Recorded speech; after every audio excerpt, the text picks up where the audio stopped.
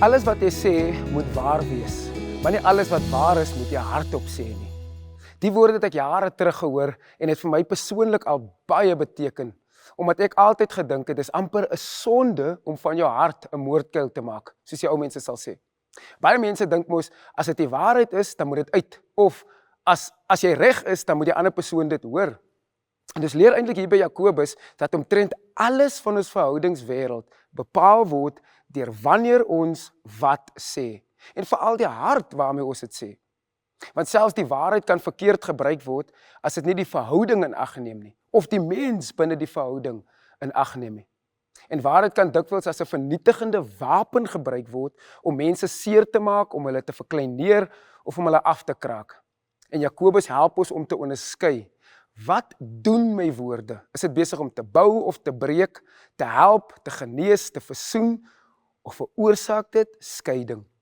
Jakobus 3 vers 9 sê, met die tong loof ons die Here en Vader, en met die tong vloek ons die mense wat as die beeld van God gemaak is. Hy help ons om te besef, my spiritualiteit kan net vertikaal Godvreesend wees, as dit nie ook horisontaal mense liefhebbend is nie. Elke persoon met wie ek in gesprek tree, selfs die met wie ek op fundamentele kwessies verskil, is ook beelddraers van God. En my woorde, my manier van my tong gebruik teenoor mense, is dan ook 'n refleksie van hoe ek na God kyk. Want as ek deur my woorde probeer vroom wees voor God, maar terselfdertyd neerhalend teenoor ander mense, is daar fout met my siening van God. Want ek loof die Here en Vader, maar ek breek sy beelddraers af. Daarom die gedagte, laat alles wat jy sê waar wees, maar gebruik onderskeiding hoe en wanneer jy daardie waarheid wil of selfs moet sê. Want aan die einde van die dag gaan dit vir my en jou oor die hart waarmee ek die woorde gebruik, die hart waarmee ek my tong gebruik.